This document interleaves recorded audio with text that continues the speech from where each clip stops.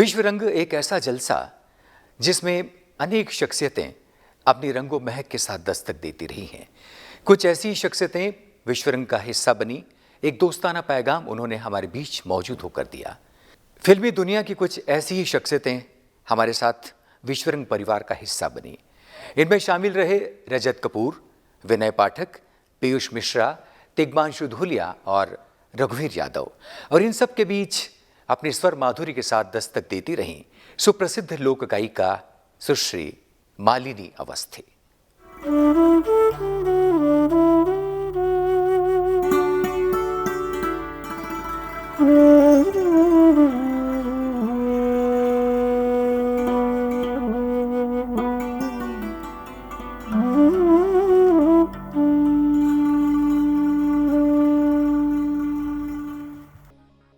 विश्व रंग 2019 ने पूरी दुनिया में साहित्य, कला और संस्कृति की एक अलख जगाई।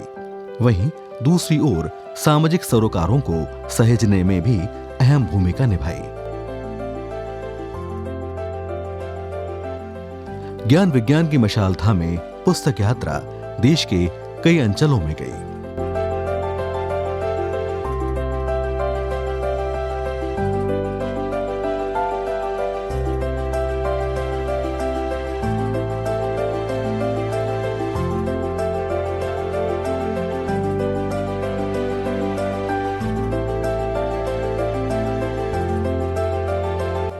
यहां पुस्तक यात्रा में जन सैलाब उमड़ पड़ा।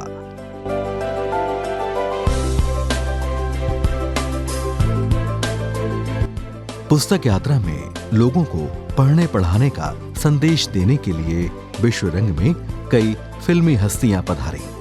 आइए देखते हैं एक झलक। सबसे पहले आपको लिए चलते हैं रविंद्रनाथ टैगोर विश्वविद्यालय Bhopal.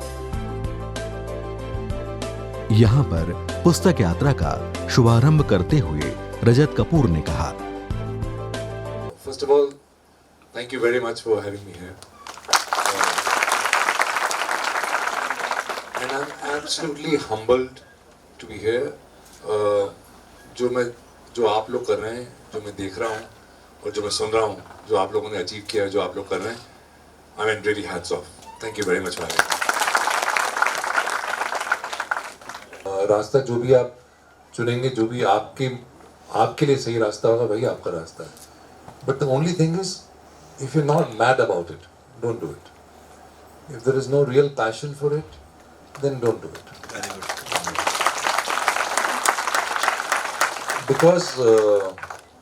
Because if you do it without passion, then you will drop out after 2 years, 3 years, 5 years, whatever it is. People ask me, sometimes, why do you want to make films? And my only answer is that it's a kind of a sickness, बीमारी है। क्योंकि ऐसा मैं नहीं कर सकता कि मैं कल सोच लूँ यार मुझे फिल्म नहीं बनानी है। It's not possible because I have to make a film. ऐसी ही रोचक बातचीत और जनसंवाद का माहौल बना जब Vinay Pathak doctor CV Raman university Bilaspur में पुस्तक यात्रा कार्यक्रम में शामिल हुए।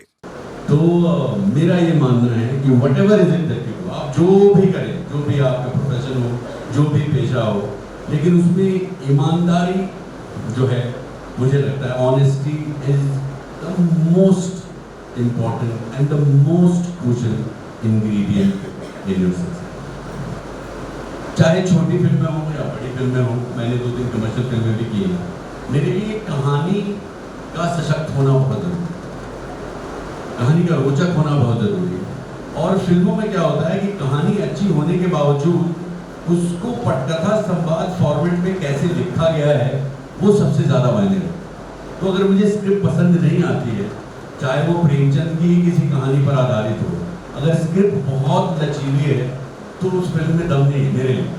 तो मेरे लिए सबसे जो महत्वपूर्ण है वो है कहानी और उसकी स्क्रिप्ट। बिहार में वैशाली में डॉक्टर सीवी रमन विश्वविद्यालय में पुस्तक यात्रा के शुभारंभ अवसर पर पीयूष मिश्रा ने अपने शुभकामना संदेश दिए।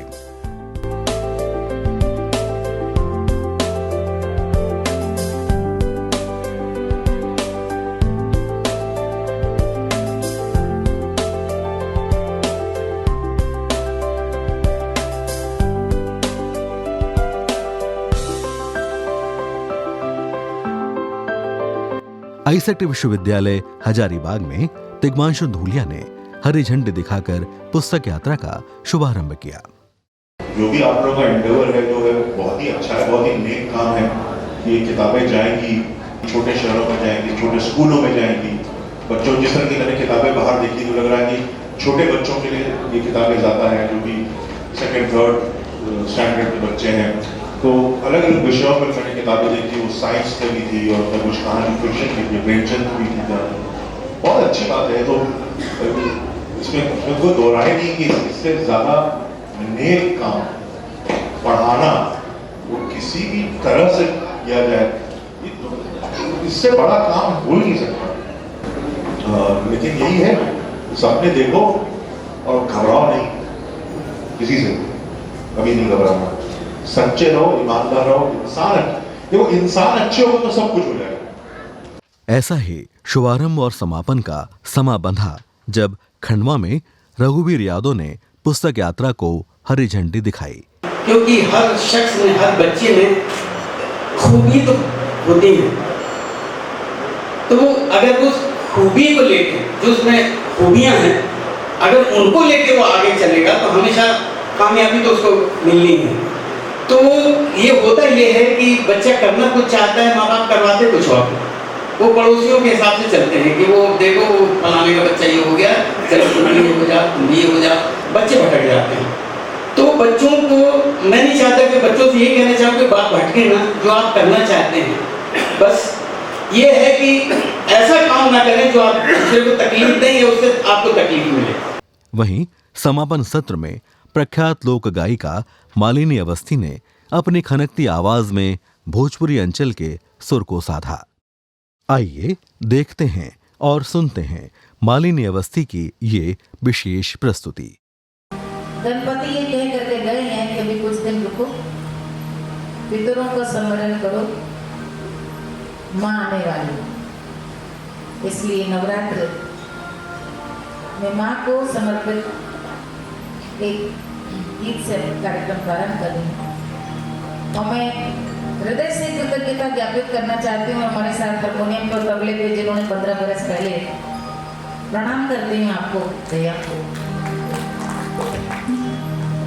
ये आसान नहीं होता ना कलाकार के लिए ना आपके लिए, लेकिन इतना मुझे याद है कि प्रोग्राम जमा बहुत था, बहुत ज़्यादा यहाँ प्रशंसा हुई थी इसकी। आज मेरे लिए और एकदम ठीक कह रहे थे विनय जी कि वास्तव में वो दिन था, यहाँ का आशीर्वाद लग गया कि पूरे देश में कार्यक्रम के लिए बुलाए जाने लगा। तो यहाँ का मेरे लिए बहुत सिद्ध मंच है, यहाँ से मैं प्रणाम करने आ जाए।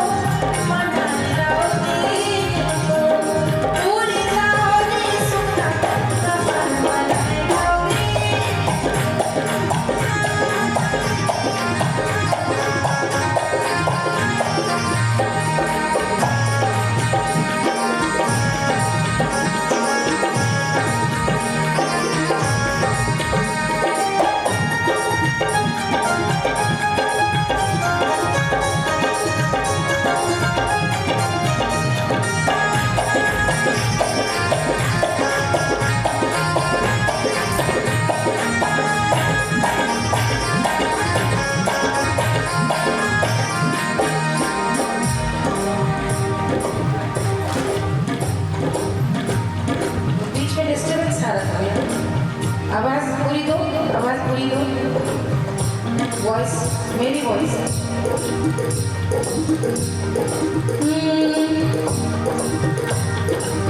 बिन चुन कलियन,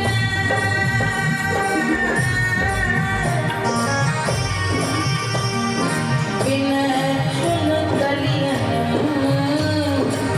बिन चुन कलियन से जब छौरी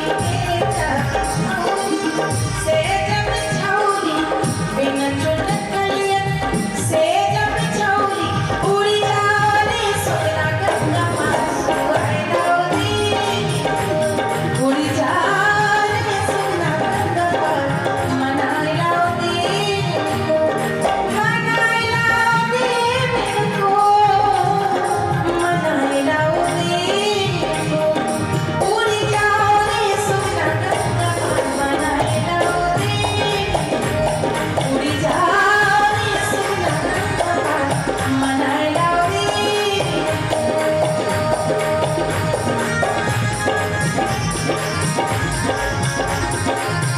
उड़ी जावा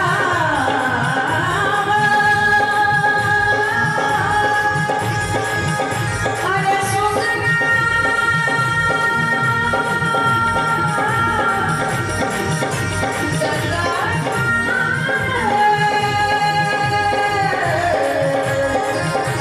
मनाई लाउदी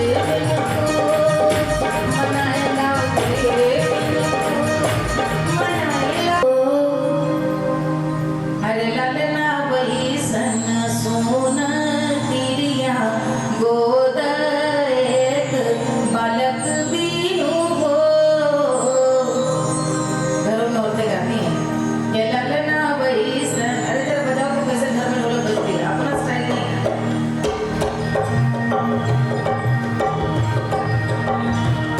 ललना वही सन सोन रे तिरिया रे गोद एक बालक बीनू हो। जैसे मंदिर में दिया नहीं जलता तो मंदिर नहीं कहा जा सकता। वो स्त्री क्या जिसके गोद में ललना या ललनी खेलती हुई माँ। आगे नायिका कहती है, माँ है कह रही है, बड़ बड़ पैया जतनवा उपचरवा जतनवा अरे भइल हो अरे ललना जब लई राम जी के कृपा अरे भइल त ललना जन्मई हो।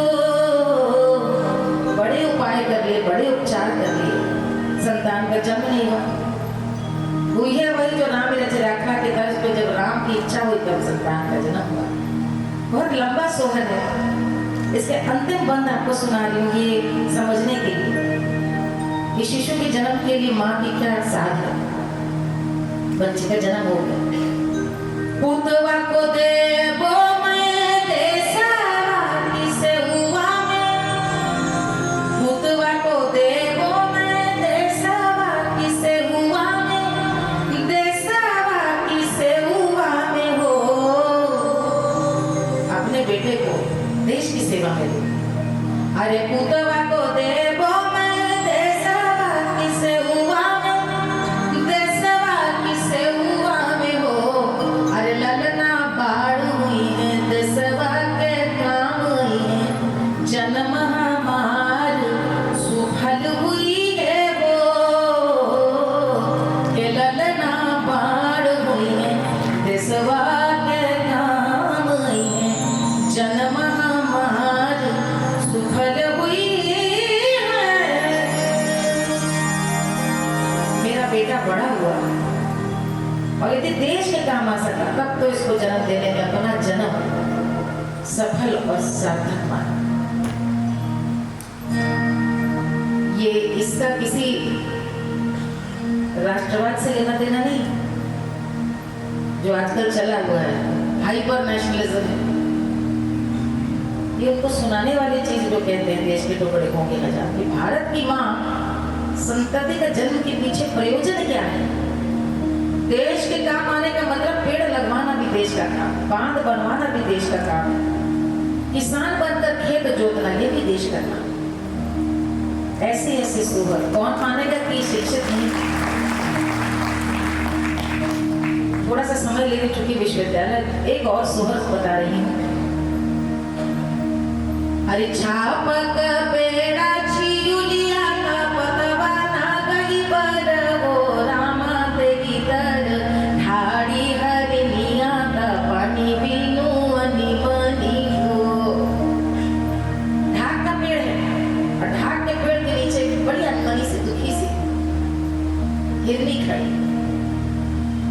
हिरन उसके पास पहुंचता है, उसको दुखी देखकर कहता है, अरे के तोरा चरना चुराना के पानी बीनो अनि बनी हो। यानी हिरनी तेरा चारा सूख गया, क्या पानी नहीं मिल रहा। हिरनी कहती, ना ही मोरा चरना चुराना न पानी बीनो अनि मोरी। ना रे हिरन, न तो चारा सूख न तो जल। अब उसको कहती है, अयोध्या में राजा घरे छठिया, अयोध्या में राजा के घर पुत्र हुआ उनकी छठी राज। अरे मेरे हिरन, इस राज्य के सभी हरिणों को वध करने का आदेश आया और देखो तुम देख रहे हो सामने बहेलिया खड़ा है। मेरे हिरन तुम बचोगे नहीं, मैं इसलिए दुखी खड़ी। सोहर के अंत में है, अगले अंत नहीं, अगला जो उसकी कड़ी है। मची आई बैठी कौशल्या रानी हरनी अरजेली हो। आसन पे बैठी है कौशल्या और हरिणी वहां जाकर के उनसे कहती, अरे रानी मेरा हिरन तो नहीं था, उसकी खाल दे दो, जीवन के बचे हुए शेष दिन इस खाल को देख करके काट लोगी। अरे जानियो मैं हरिना जीवते हो, मैं यही मानूंगी कि मेरा हिरन जीवित है, खाल देखकर जीवन काटूंगी। कौशल्या कहती है, जाऊ जाऊ हरिणी घरे आपने जाऊ हो। अरे जा रे जा हिरनी, अपने घर जा। इस खाल की तो मैं खंजनी बनवाऊं और मेरा छोटा सा राम इस खंजनी को जब बजा करके सुनेगा, उसकी जो ध्वनि आएगी तो मेरा पुत्र कितना आनंदित होगा, प्रसन्न होगा। सोहर का अंत यहाँ पर है। जब जब सबद बाजेला हरनी के दी हो। जब जब उस खंजनी से ध्वनि आ रही है, हरिणी के आंखों से आंसू झर रही, हरिणी मन विसूर ली, दुखी होकर के वो रो रही है और ध्वनि आ रही है। मैंने जब पहली बार सोहर सुना तो मैंने पंडित विद्यानिवास मिश्र जी, भारत हिंदी के संस्कृत के लोग थे, उनसे पूछा कि सोहर तो सबसे मांगलिक विधा, किसी के आगमन पर ही गाया जाता है, उत्सव है, बधाई है। ऐसे कितना करुण प्रसंग और राम के ही गाए जाते हैं सोहर, और यहाँ तो राम कितने बड़े कष्ट का कारक। और उन्होंने बताया इसलिए आज भी मैथिली, मगही, बैसवारी, अवधी, भोजपुरी, बुंदेलखंडी सब में थोड़ा बहुत रूपांतर करके सोहर इसलिए गाया जाता है कि हमारी पुरखिनों ने नई पीढ़ी को ये हर बार चेताया कि हर मांगलिक अवसर पर इसको गाओ ताकि तुम्हें याद रहे कि तुम्हारा उत्सव या तुम्हारा मंगल तो रचे, लेकिन किसी की अमंगल की कीमत पे तो रचे। तुम्हारा मंगल हो लेकिन ध्यान रहे किसी के अमंगल की वेदी पे तो तुम्हारा उत्सव नहीं रचना। और कौन कहता है कि वे अनपढ़ थे, वे स्वयं विश्वविद्यालय थी, बड़ी बड़ी शिक्षण संस्थान थी। इस शिक्षण संस्थान में दरारें जब कब से आ गई, जब से सासों ने सासें होना बंद कर दिया, बहुओं ने सासों के संग रहना बंद कर दिया। देवरानी जेठानी अव्वल तो एक ही दो हैं, और भी शादी ब्याह में मिली तो मिलने, पोतियां दादी संग रहती नहीं, और ढोलक देख के तो सबसे पहले शुरू हुई तो फिर से ये तब से जर्जर होने लग गया सब कुछ। आइए अपने अपने घरों की कोठियों को फिर से ढोलक तानिए और उन गानों को सुनिए, क्योंकि हर गाने के पीछे एक मर्म, हर गाना एक शिक्षा है। आइए इस चेतावनी के बाद अब मंगल रचाते हैं।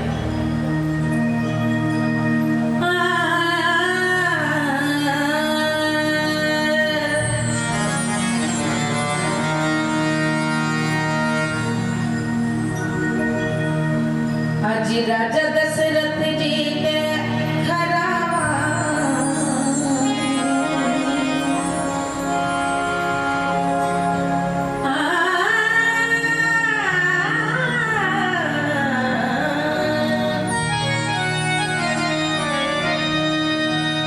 अरे राजा दशरथ जी के घरवा आज जन्मे ललनवा। राजा दशरथ जी के घरवा आज जन्मे ललनवा। राजा दशरथ जी के घरवा आज जन्मे ललनवा। जन्मे ललनवा रे जन्मे ललनवा।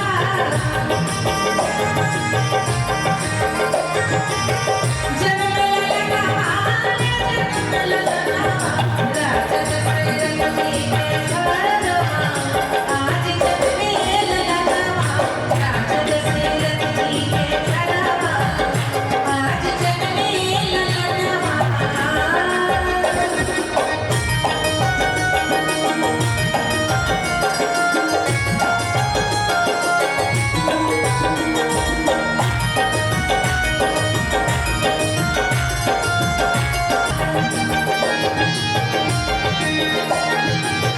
जन्मे ललनवा रे जन्मे ललनवा। राजा दशरथ जी के घरवा आज जन्मे ललनवा। राजा दशरथ जी के घरवा आज जन्मे ललनवा।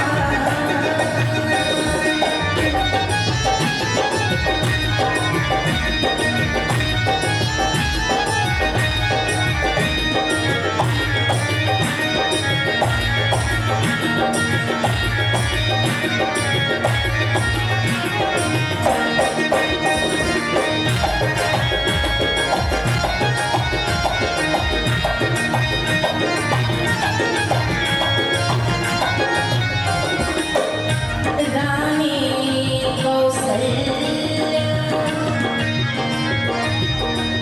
आए पलना झुलावे।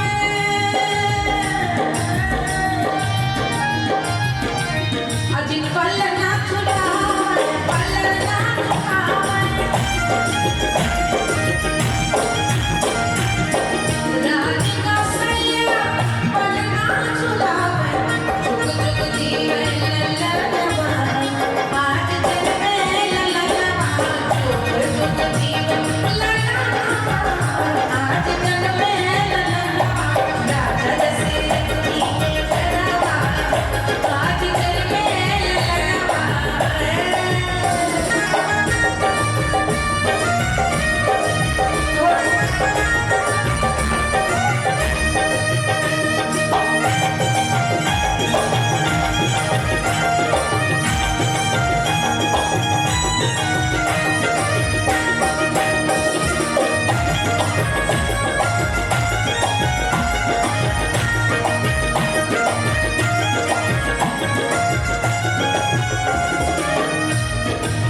राम का जन्म हुआ अब दशरथ के पास सभी सुख रहे, पुत्र को छोड़ो, संतति सुख नहीं था। रघुवंश सर्जरी कराते हैं उसको, तब भी होता वही जो भगवान चाहा। जब राम का जन्म हुआ पंडितों को बुलाया तो तुरंत उनकी कुंडली दिखाई दे। देखिए पंडित जी कैसे ग्रह नक्षत्र है। अब पंडितों ने क्या भविष्यवाणी की,